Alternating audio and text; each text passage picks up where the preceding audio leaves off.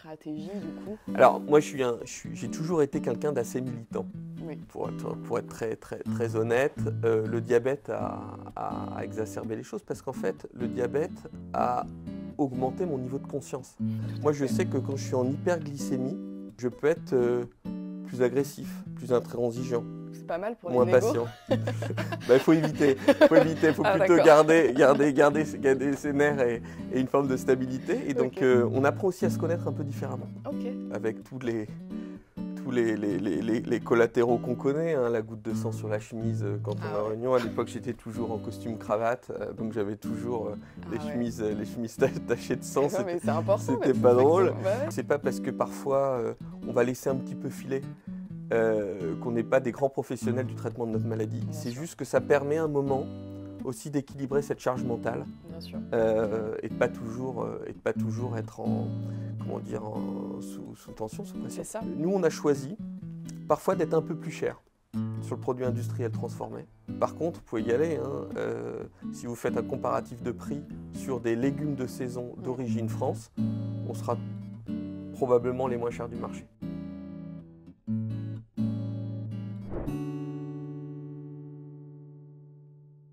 Bonjour et bienvenue dans ce deuxième épisode de la deuxième saison de Talkipodie. Dans cette deuxième saison, je me rends à la rencontre des profils inspirants de notre communauté de type 1. Aujourd'hui, je suis au cœur du siège social d'une grande entreprise accompagnée de Philippe Brochard. Bonjour Coralie. Bonjour, merci de me recevoir.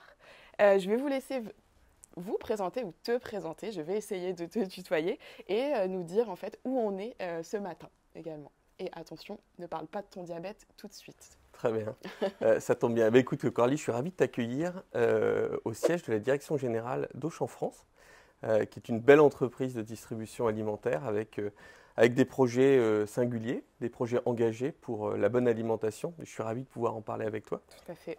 Et puis j'ai la particularité d'être diabétique de type 1, tu l'as mentionné. Et puis, c'est intéressant pour moi de t'accueillir ici parce qu'aujourd'hui, on va aussi parler un petit peu de maladie dans le contexte professionnel. Tout à fait. Voilà. Et c'est bien de faire rentrer ces opportunités pour donner des messages d'espoir, des messages extrêmement positifs sur la façon dont on peut accompagner cette maladie aussi au travail. Tout à fait. Merci beaucoup. Pour te connaître un petit peu mieux et surtout appréhender un peu mieux ton profil diabète, je vais te poser des petites questions flash. Alors, il faut répondre très rapidement. C'est des questions à deux choix ou alors juste un mot à sortir. C'est vraiment pour que les personnes qui nous regardent ou nous écoutent comprennent un peu mieux ton profil de type 1. Alors, la première question, c'est hypo ou hyper? Hypo. Pompe ou stylo? Pompe. Je suis diabétique ou j'ai un diabète? Je suis diabétique. Glucagon ou glucagène? J'évite. J'adore. Boucle fermée ou pas boucle du tout? Boucle semi-fermée. Ok. Freestyle libre ou Dexcom? Dexcom. Plutôt alimentation IG bas ou plutôt alimentation high carb? Ça dépend des moods. Ok. Si un seul truc positif sur le diabète? Ça a sauvé ma vie. Ok. Un truc négatif? Charge mentale. Tout à fait d'accord. Et enfin, la dernière question. As-tu été diagnostiqué enfant ou as-tu été diagnostiqué adulte? J'ai été diagnostiqué adulte en décembre 2014. D'accord, ok. Est-ce que tu peux nous en dire un peu plus sur le diagnostic et Ouais, période très intense professionnellement de ma vie. Je travaillais dans l'industrie. Okay. J'étais le patron des achats d'une division pour un grand groupe. Je voyageais beaucoup de par le monde. Je passais partie de ma vie en Inde notamment.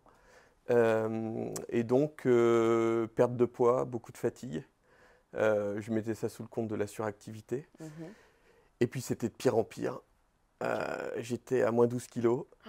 Mon médecin généraliste ne trouvait pas ce que je pouvais avoir. Okay. Et veille de Noël, départ en vacances, ma femme me dit « T'as vraiment une sale gueule ». Donc je retourne voir mon médecin, il n'était pas là. Il y avait sa remplaçante. Elle bossait depuis quelques semaines. En 5 minutes, elle a fait le diag. Okay. Et j'étais hospitalisé immédiatement. J'avais donc un diabète de type 1. J'étais à un niveau très avancé d'acidocétose. Okay. Voilà, donc...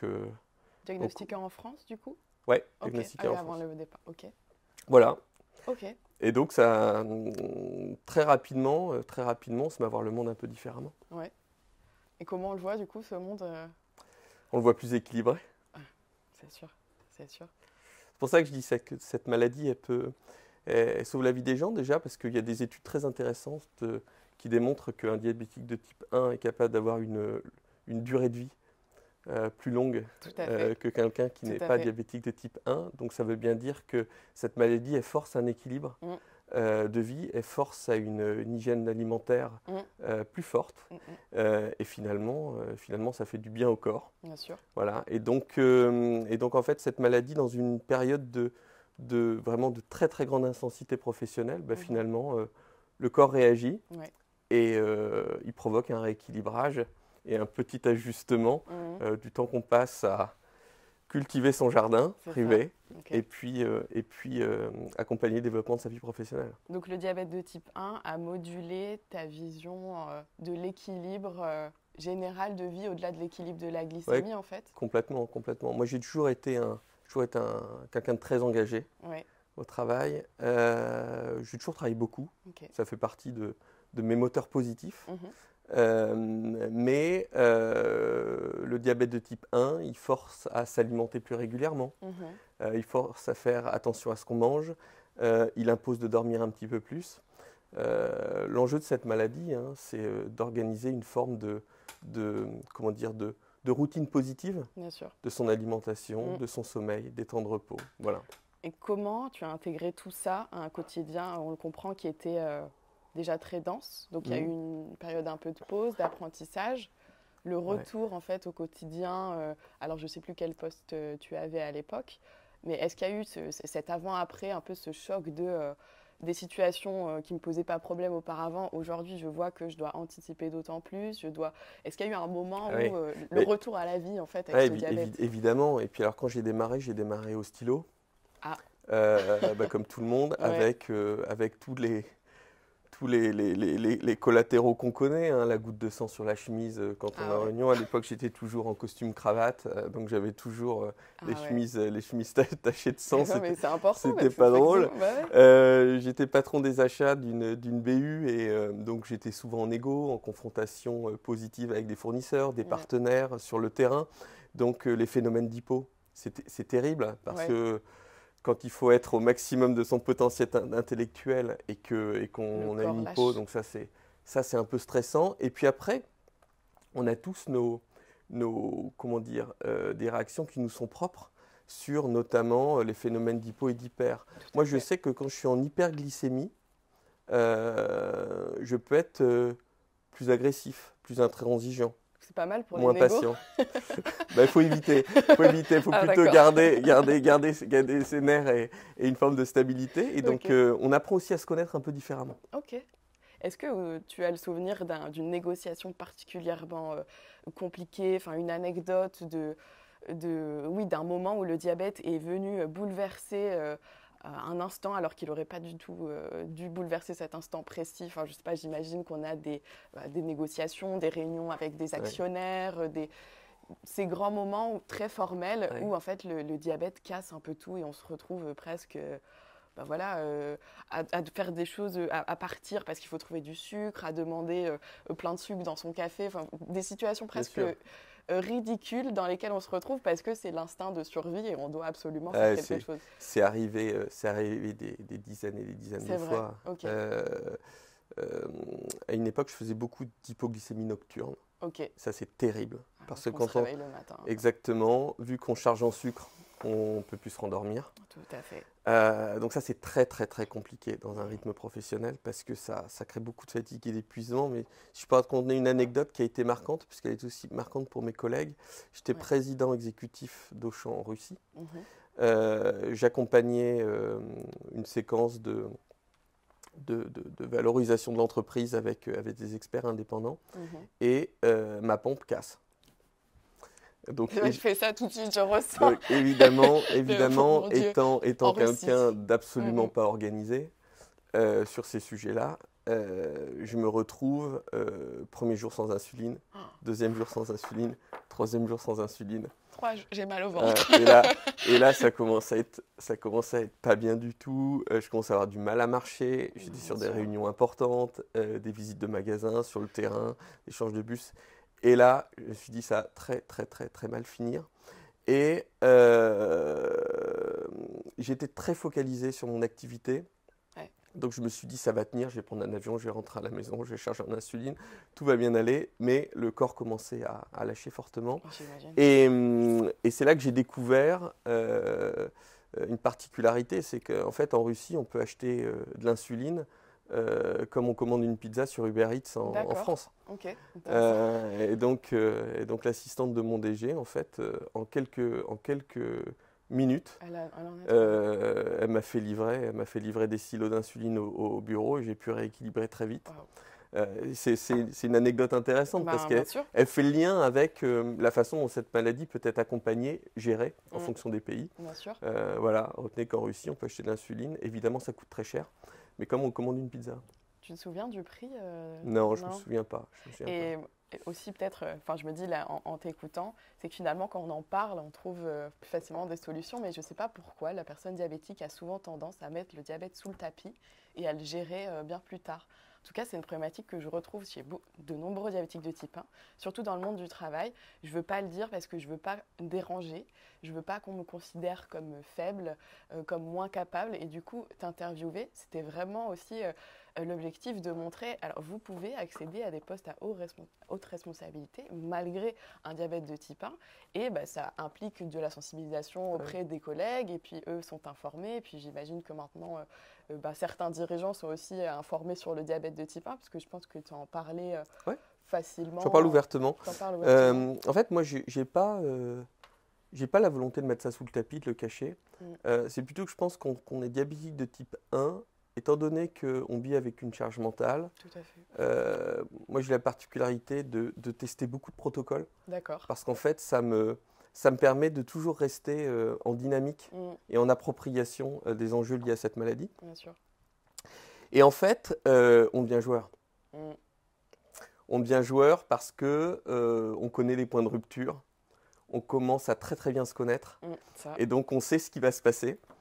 Et donc, on se met à tolérer des phases d'hypo un peu compliquées, des phases d'hyper, voilà. Et ça, c'est propre à chacun. Tout à fait. Faut pas nous en vouloir. Faut pas nous en vouloir. C'est pas parce que parfois, on va laisser un petit peu filer qu'on n'est pas des grands professionnels du traitement de notre maladie. C'est juste que ça permet un moment aussi d'équilibrer cette charge mentale. Bien sûr. Et de pas toujours être sous tension, sous pression. C'est ça, c'est l'équilibre entre le contrôle et la vie en fait. C'est ce que j'essaye aussi de prôner parce que tout simplement parfois la vie elle est au premier plan et il y a les enfants, il y a le conjoint, les voyages, la vie, enfin des moments festifs où le diabète intrinsèquement ne peut pas être équilibré et c'est ok de sortir de la cible à condition d'y revenir. Enfin, exactement. Je pense. Voilà. Exactement. Tu parlais de voyage. Donc tu nous as parlé de la Russie. Il me semble que tu as voyagé aussi beaucoup. Oui, j'ai eu la chance de beaucoup voyager dans le cadre de mon activité professionnelle. Donc à une époque de ma vie, j'ai passé du temps en Inde où je développais des entreprises pour un groupe industriel. Tu étais déjà diabétique de type 1 à cette époque? J'étais déjà diabétique de type 1 et j'ai travaillé dans de nombreux pays parce que j'avais des équipes dans ces pays-là. J'ai aussi habité avec ma famille en Chine. D'accord. Et donc c'est vrai qu'on est confronté aux disparités d'accès aux soins, d'accès à l'insuline. On prend conscience à quel point notre système est protecteur. Ça. C'en est incroyable, jusqu'à aller provoquer tous les travers qui parfois énervent des diabétiques. Moi, j'ai eu des discussions parfois un petit peu musclées avec des médecins généralistes qui prescrivent des pods, ça coûte une fortune, pour des gens qui bouffent des chips, qui sont un diabétique de type 2 et qui ont juste une chose à entendre, c'est faites un petit régime, un petit équilibre alimentaire avant que ça devienne grave. Et donc, quand on est confronté à des pays pour lesquels l'accès aux soins, l'accès à l'insuline est beaucoup plus difficile, évidemment, ça questionne un peu. Moi, je me souviens, j'avais un collaborateur en Inde dont la mère était diabétique de type 1. D'accord. L'insuline coûtait tellement cher qu'en fait, elle ne pouvait pas avoir un traitement normal d'insuline. Donc en fait, elle vivait sans insuline et quand elle en avait la possibilité, elle récupérait de l'insuline et elle se faisait une injection. D'accord. Voilà. Donc c'est une personne qui passait sa vie en hyper, avec une chute qui permettait souvent d'éviter un empoisonnement du sang. Mais évidemment, l'impact sur les organes, sur les reins et autres est catastrophique. Et en fait, dans beaucoup de pays, c'est comme ça. Okay. En Chine, évidemment, on trouve absolument tout, tous ces médicaments. Moi, j'avais la chance d'être suivi j'avais une couverture médicale qui me permettait d'aller à l'hôpital américain, à l'hôpital international, et d'avoir accès à absolument tous les protocoles possibles et imaginables. Mais par contre, à des niveaux de prix inaccessibles pour le salaire moyen. Et donc, en fait, il y a quand même cette prise de conscience autour de cette maladie. C'est une maladie, il y a quand même quelques années, pas si loin que ça, on en mourait. Hein. Bien sûr, ça fait 100 ans que l'insuline a été inventée seulement. Exactement. Donc, je pense qu'il faut en parler pour que les gens prennent conscience. Et notamment, chaque fois que le diabète peut être évité, il doit l'être. Aujourd'hui, le diabète, c'est une cause de santé nationale. Bien sûr. Moi, je suis d'accord avec vous. Enfin, je trouve qu'on s'intéresse que trop peu à ce problème. Et je ne comprends pas, et c'est aussi tout le travail de sensibilisation, pourquoi on ne porte pas plus d'intérêt à cette maladie, qui est une vraie épidémie. Dans le cadre du type 2, en France, il y a 4 millions de personnes diabétiques, on n'est que 10% diabétiques de type 1. Mais pourquoi il n'y a pas un novembre bleu comme un octobre rose en fait, ça n'intéresse pas parce que c'est encore stigmatisé comme une maladie honteuse de personnes qui n'avaient qu'à justement faire un peu de sport et mieux manger. Et puis, et c'est ça le problème, la stigmatisation autour du diabète fait qu'on ne s'intéresse pas vraiment à ce sujet. Moi, je ne pense pas que c'est une question de stigmatisation complètement. Je pense que, et c'est ce que mon discours est un peu politiquement incorrect et en décalage par rapport à ce que les gens pourraient imaginer du rôle d'un patron d'une boîte de distribution. Moi, je pense que la malbouffe, la transformation à l'extrême des produits, enrichit les multinationales, c'est une réalité. Ça ne veut pas dire qu'il ne faut pas manger ces produits. Ça veut dire qu'il faut contrôler leur consommation en tant qu'individu. Donc, la question de l'éducation alimentaire, elle est primordiale. Tout à fait. Et moi, je me souviens, Olivier Grégoire s'était fait chahuter quand elle avait dit qu'il fallait remettre les cours de cuisine à l'école. Mais c'est probablement la chose la plus intelligente qu'elle ait proposée. Hein. Bien sûr. Et donc, en fait, autour du diabète, il y a cette industrie agroalimentaire qui, en fait, produit des hormones du plaisir, hein, avec des produits ultra transformés et qui sont bons, on aime tous en manger, c'est pas le sujet, mais sur lequel on doit avoir un contrôle de sa consommation et être en capacité de savoir équilibrer une alimentation entre des produits bruts, des produits frais, puis parfois un petit plaisir de produits transformés.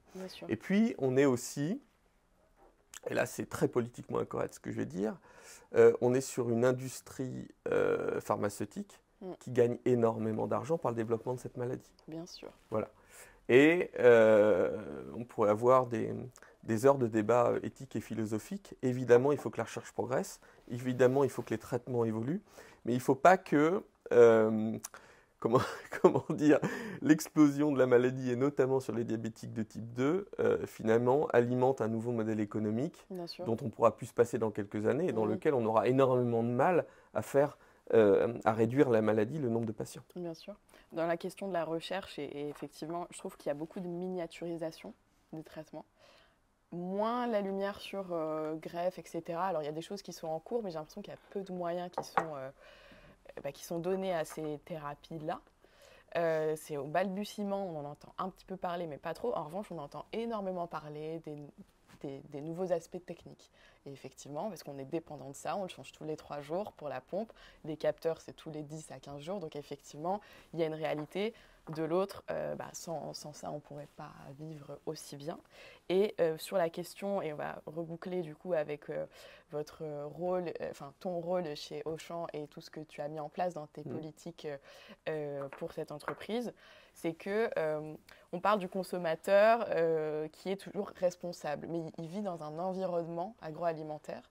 Et toi, c'est cet environnement que tu veux changer. Mais dans ce que j'entends dans ton discours, c'est que porter la responsabilité sur l'individu, oui, mais un individu éclairé qui aurait eu une éducation en amont de ce qu'est le bien manger.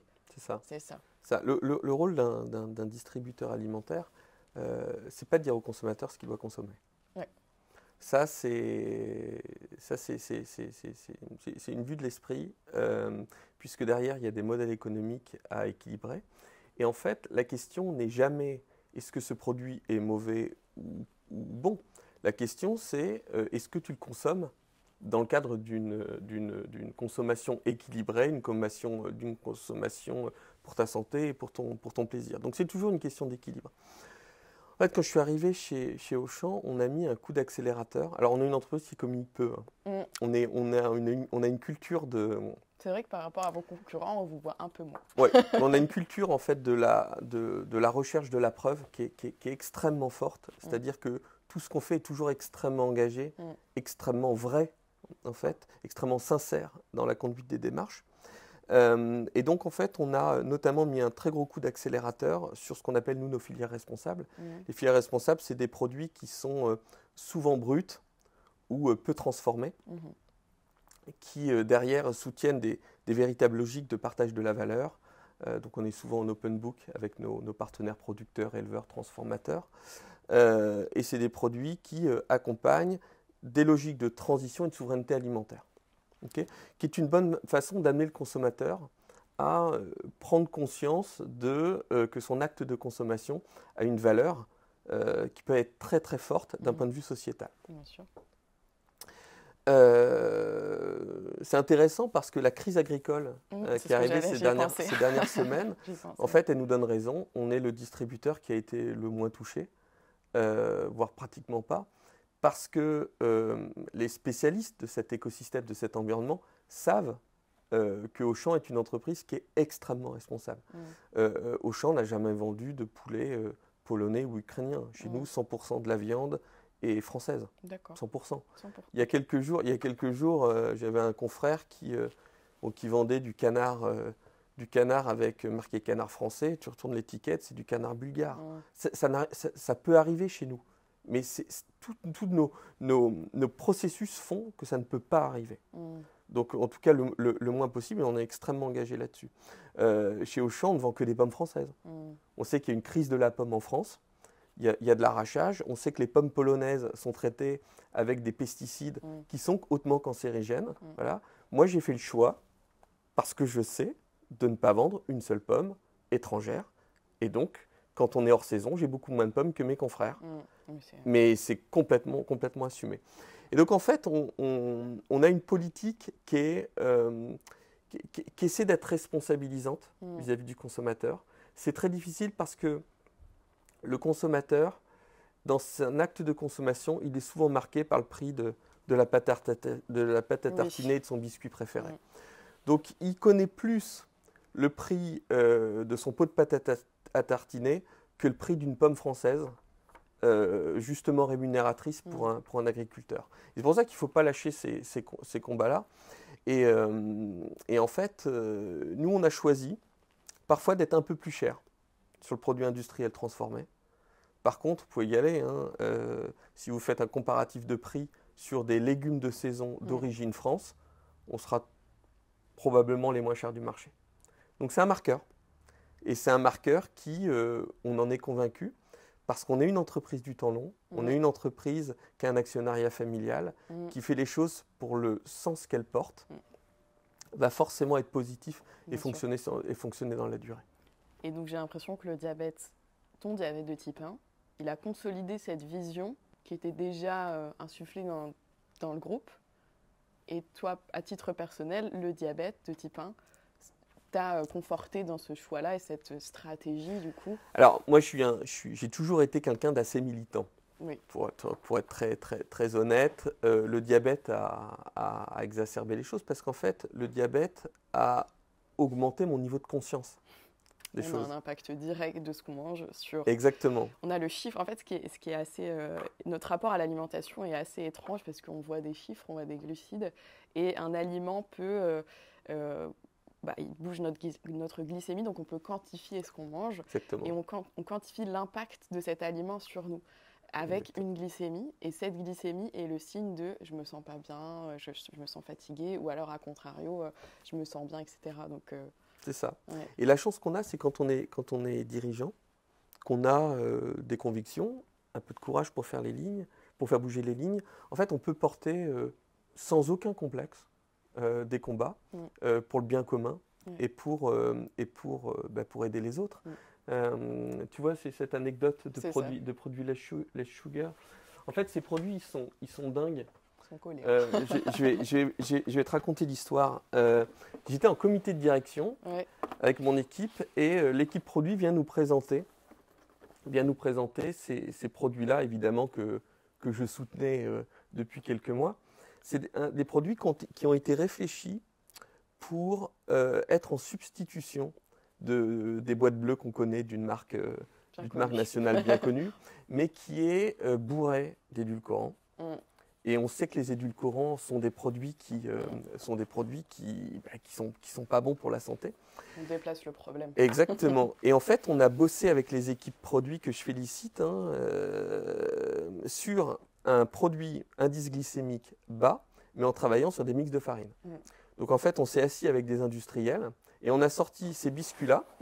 Et si vous regardez donc la composition, en fait, le côté génial de ces produits, c'est qu'il n'y a pas un seul édulcorant, et on travaille sur les mix de farine. Donc évidemment, on a du sucre de coco et on a un certain nombre de farines qui font qu'on arrive à sortir un produit qui est meilleur pour la santé et qui est accessible en prix.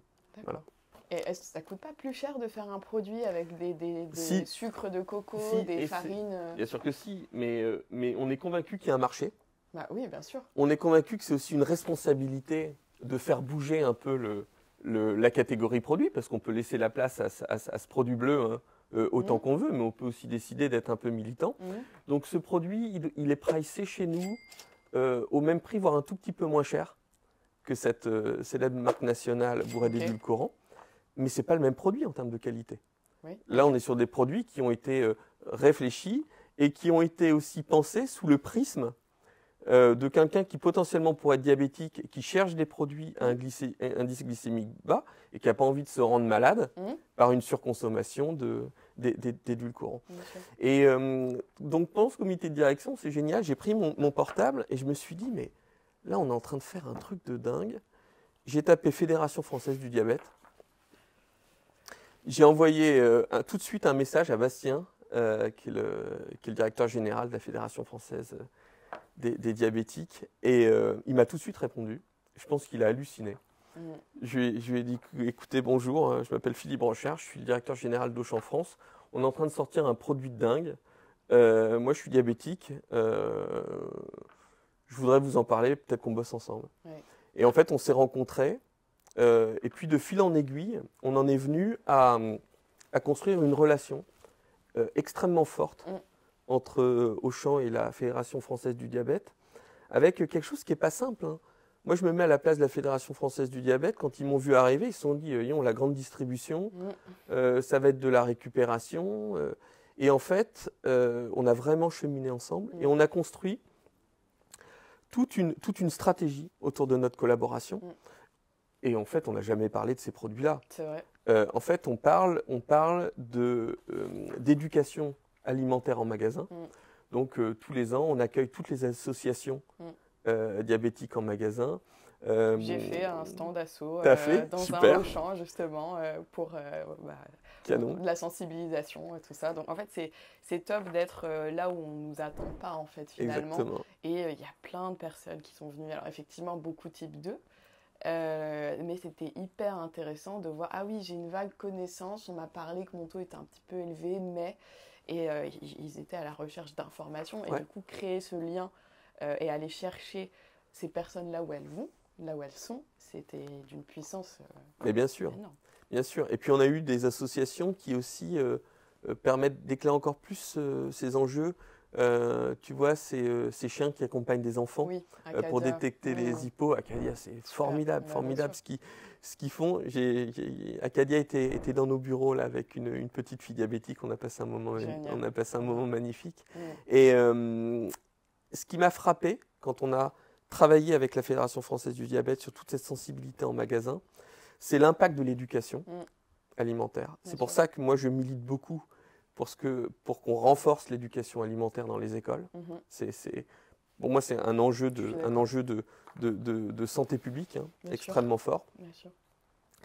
Ce qui fait mal au cœur, c'est les gens qu'on détecte en hyperglycémie. Bien sûr. Et c'est interpellant parce que la statistique est dure. Tu vois que quand sur une matinée, dans un magasin, on détecte 2, 3, 4 personnes en hyperglycémie qui n'ont absolument aucune idée qui sont malades, c'est assez interpellant. Et puis après, avec la Fédération française du diabète, on a développé des événements, des temps forts, une opération de microdons pour soutenir le financement de la recherche. Tout à fait. Les arrondis caisses, c'est ça? C'est ça. Donc arrondis solidaires en caisse, avec quelques centaines de milliers d'euros qui ont été apportés par la générosité de nos clients au bénéfice de la Fédération française des diabétiques et de la recherche. Voilà. Et tu es intervenu un samedi matin à Paris et c'est là où je t'ai rencontré justement. C'est ça. Et c'est là où je me suis dit, waouh, on peut être directeur général et diabétique de type 1. Et ça, je me suis dit, ça m'a vraiment inspiré. Je pense et je suis sûre que ça inspirera plein d'autres diabétiques de type 1 qui nous regardent et nous écoutent. Donc merci encore de répondre à toutes tes questions. Mais juste, je vais me dépêcher parce que j'aurai encore plein de questions à te poser. Mais alors pourquoi tous les concurrents, ils ne se mettent pas à prôner ce bien manger? C'est simplement par intérêt économique de continuer à mettre les choses les moins chères possibles? Je pense qu'il y a plusieurs choses. En fait, pour être profondément sincère sur la démarche, il faut profondément connaître la problématique. Bien sûr. Et donc, quand on ne connaît pas profondément la problématique et que vous voulez adresser le sujet, qu'est-ce que vous allez aller faire? Vous allez appeler une boîte de com'? Et en fait, ça ne fonctionne pas. Nous, la démarche, elle est d'une sincérité extrême parce qu'on a réussi, en fait à en faire un sujet adressé humblement, sans marketing, sans vouloir en faire un levier de création de valeur supplémentaire pour l'entreprise, mais bien parce qu'il y a une forme d'altruisme autour de porter cette cause dans une entreprise de grande distribution qui a comme conviction que la bonne alimentation est un enjeu de santé publique et un enjeu de souveraineté alimentaire pour les années futures. Mais c'est des enjeux, du coup, des changements structurels, en fait. C'est changer, ne serait-ce que le goût en bouche, j'imagine, du gâteau. C'est pas le même qu'un gâteau avec du blé. C'est changer... c'est éduquer pour se rendre compte que oui, peut-être que je vais payer mon gâteau un petit peu plus cher, mais alors là, vous y êtes arrivé. Finalement, des farines, du sucre naturel. Alors, c'est des choix, des politiques d'entreprise qui font que vous allez pas prendre peut-être de marge sur ce produit-là, mais en prendre sur une autre. Mais tu sais, Coralie, on vit dans une société où il y a un immense paradoxe. Il y a quelques mois, Havas a fait une étude incroyable. Alors, je crois que c'était en 2015, à peu près ça les chiffres. En 2015, 40% des consommateurs se disaient prêts à acheter à des entreprises qui n'avaient pas comme seule finalité, comme seul objectif le profit. Et donc qui étaient des entreprises qui vraiment mixaient des logiques de responsabilité sociétale au sens large dans leur politique commerciale. En 2023, c'est 63%. Donc en fait, le consommateur n'a jamais autant conscientisé les enjeux associés à une consommation à impact positif. Sauf qu'on a eu cette explosion de l'inflation qui en fait a contredit complètement le consommateur dans ses convictions parce que en fait, on s'est retrouvé avec des consommateurs qui veulent, mais qui ne peuvent pas. Tout à fait. La Et qui ne peuvent pas. priorisation des critères d'achat, elle est revue. Exactement. Et on a une particularité en France, c'est que, et c'est comme ça, c'est comme ça. Ouais, c'est ça. On a tellement parlé de pouvoir d'achat, tellement parlé de consommation, que on a, au fil des années, par une absence de juste rémunération de la bonne alimentation, qui est un débat dans lequel on pourrait discuter pendant des heures, fait croire que l'alimentaire pouvait être la variable d'ajustement budgétaire de la consommation des loisirs. C'est intéressant, les parcs d'attractions français ont dû faire en 2023 l'année record de toute leur histoire. Et quand vous discutez avec des clients, ils n'ont jamais eu autant de mal à acheter un alimentaire de qualité. Aujourd'hui, l'alimentaire pèse en moyenne 13% dans le budget des ménages, en moyenne. C'est pas beaucoup. Ouais. C'est très peu. Pour avoir une alimentation de qualité, on estime que ça devrait être de l'ordre de 30%. Voilà. Et évidemment, 30%, c'est complètement impossible.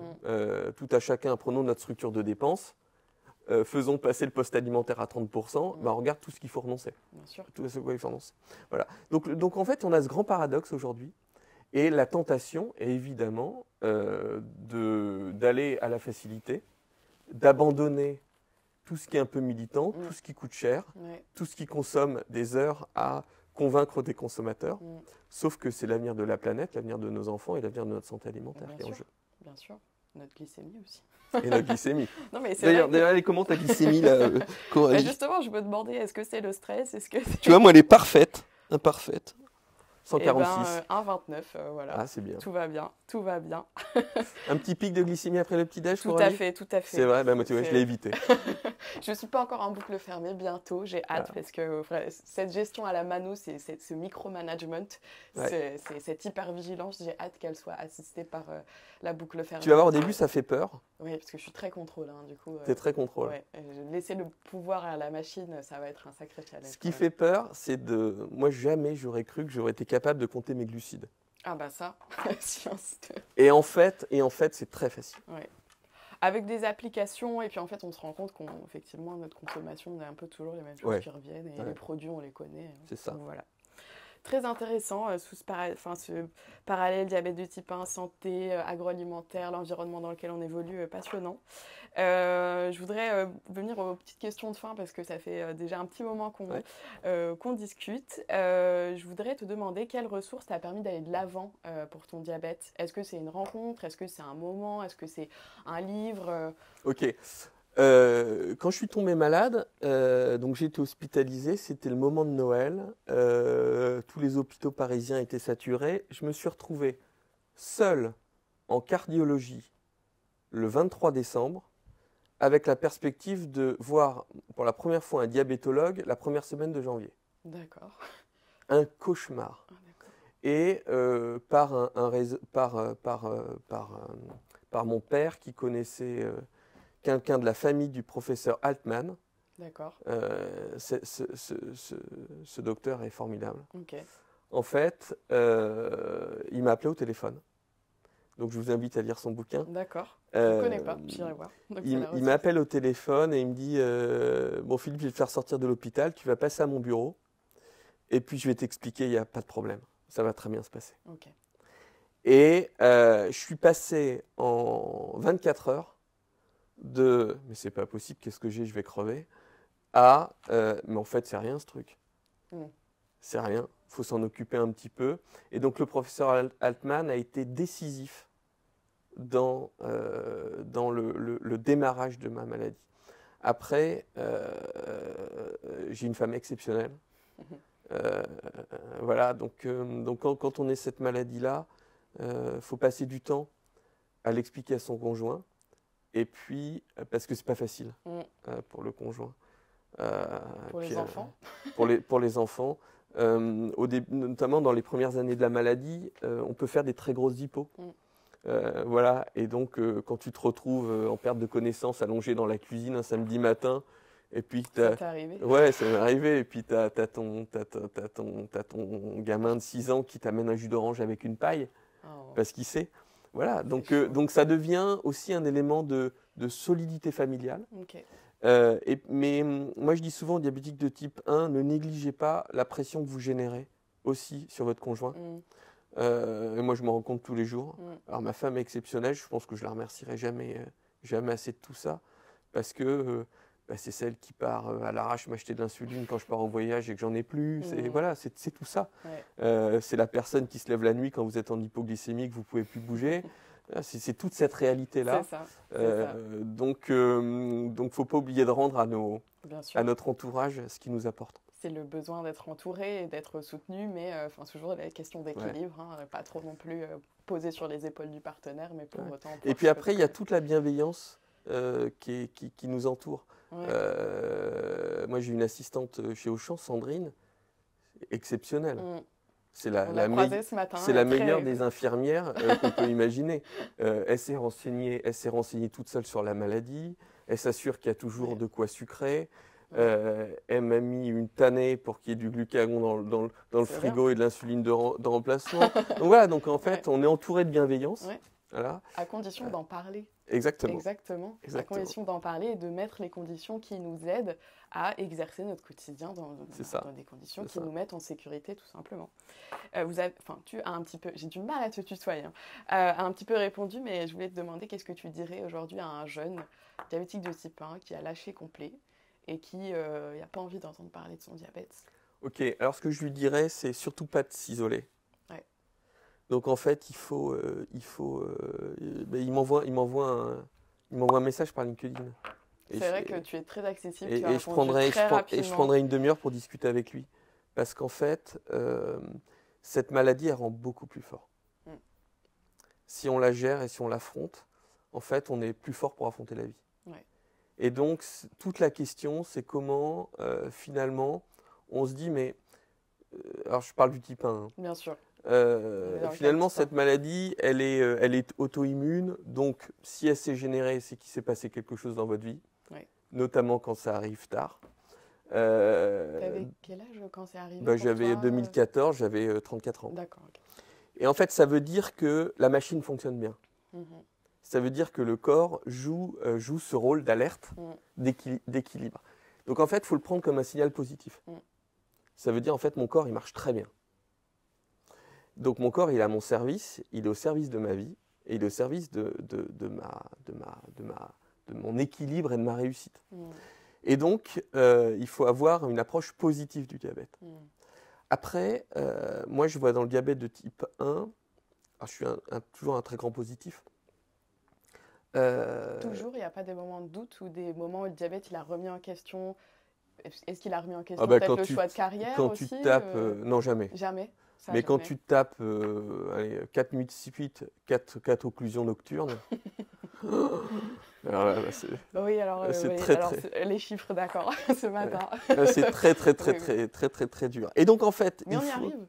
Mais on y arrive. Mais ce qu'il faut donc dire aux jeunes, en fait, allez vers votre maladie. En fait, ça va vous faire progresser. En fait, c'est super intéressant. Moi, j'ai trouvé j'aurais peut-être pas été diabétique, je pense que je me serais jamais autant intéressé à l'alimentation.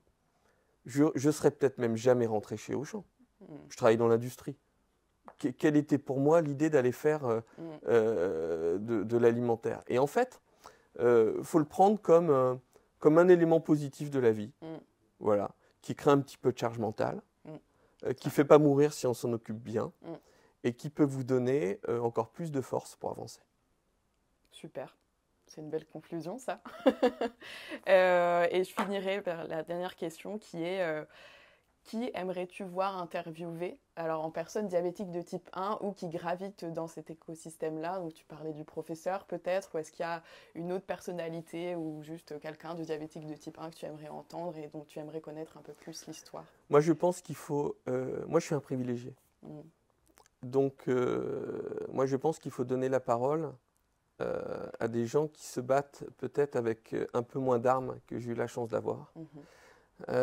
Parce que c'est en les écoutant qu'on sera capable aussi d'ajuster les politiques de santé, Tout à fait. l'aide, la solidarité.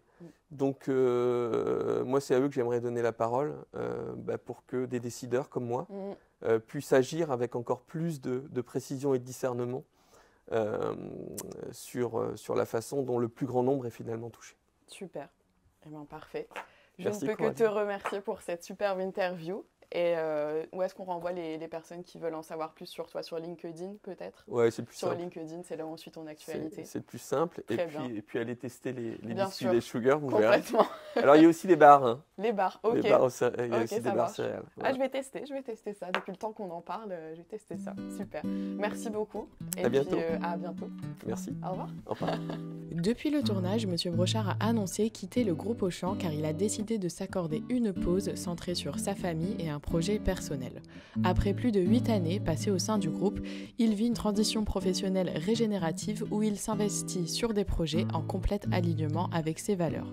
Nous le remercions encore pour ce temps accordé et cet épisode, car ce ne sont pas tous les dirigeants qui se veulent aussi ouverts, accessibles, souriants et profondément investis pour faire bouger les lignes. Un épisode qui nous aura donné un sacré coup de boost pour réaliser à notre tour nos projets et nos rêves. Alors merci Monsieur Brochard. Super.